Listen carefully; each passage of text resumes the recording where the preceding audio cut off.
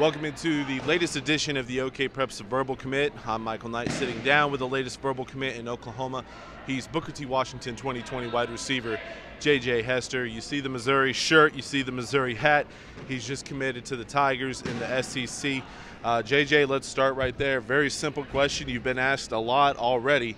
Why Missouri? I chose Missouri, for a lot of reasons. Definitely my relationship with the coaches, especially Coach McGee. We have a real tight relationship, and definitely his philosophy of how he gets his receivers better and what he does in practice and what he does in the game, relates. And I like that a lot, really. Talk about the Oklahoma connection on that coaching staff. There's some coaches up there that are from Oklahoma. They know Oklahoma high school ball, and they put an importance on recruiting Oklahoma athletes. Talk about that connection with those coaches. Yeah, it's a real good connection, like you said. There's coaches all over from Oklahoma that are on the staff. So that was definitely, a good thing to have because definitely we could relate to a lot of stuff. Last time you and I talked, we talked about the recruiting process, and at that time you were ready to get this moment over with. How long have you known that Missouri was the place for you? I've been on and off, but I officially have known for about 3 weeks. 3 weeks, yeah. It was a tight race between Texas and Mizzou, but I officially told them about 3 weeks ago. What separated Missouri ahead of Tech? You mentioned that tight race. I know you've been down to Austin a lot.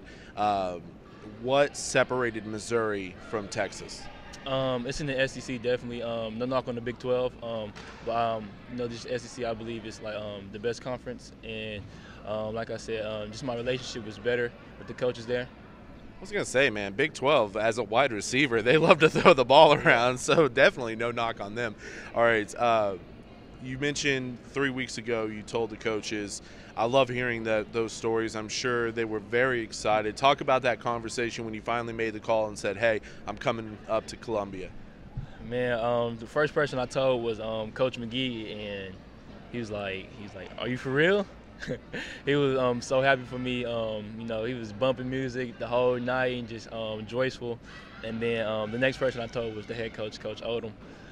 He was also excited for me too. They were just glad that they got me, and I'm glad that I made the decision. Now let's talk about two guys who have also committed here in Tulsa that you're very close with. Savion Morrison, you were there for his commitment a few weeks ago. Miles Slusher, he was also there. Both of them were here today as well. How much have they helped you in this process? Just being able to rely on each other, lean on each other a little bit, because it's stressful. This process is a stressful one, and all three of you are linked because, one, you grew up together, and at the same time you're going through the exact same thing. Not a lot of friends can say that.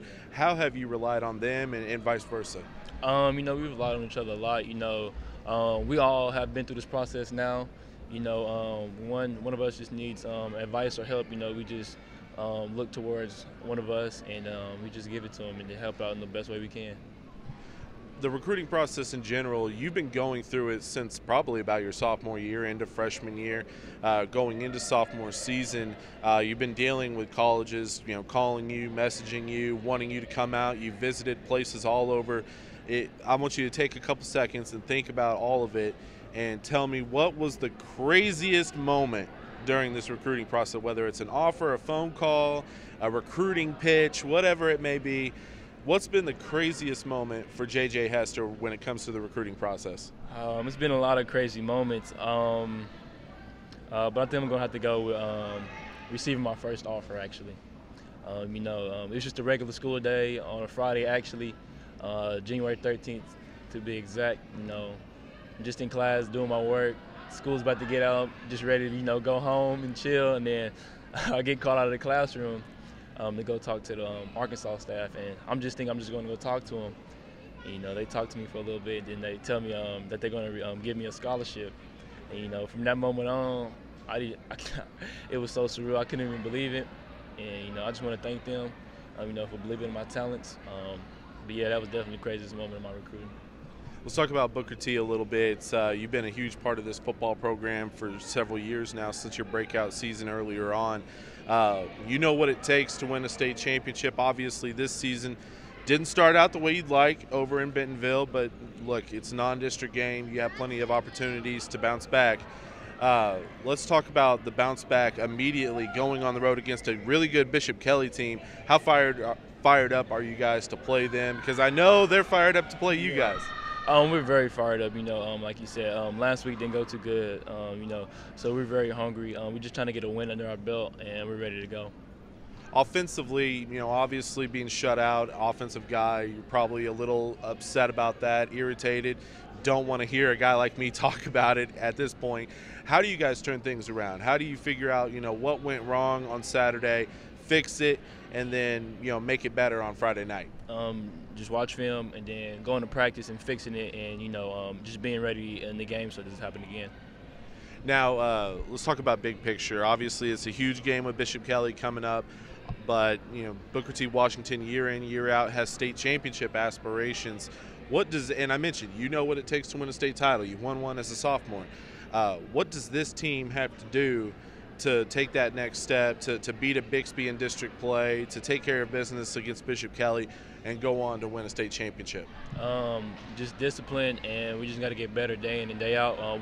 As everybody knows, we have a young team, so we just got to get the pups going, and we'll end up being state championships as everything goes right. Now back to Missouri, and we'll wrap it up with the Tigers. There is a new early signing period. It's been in for a couple of years now. You have that opportunity to sign in December or still sign the first Wednesday in February. Have you made that decision yet on when you're going to sign on the dotted line? Will it be in December? Yes, we'll be in December.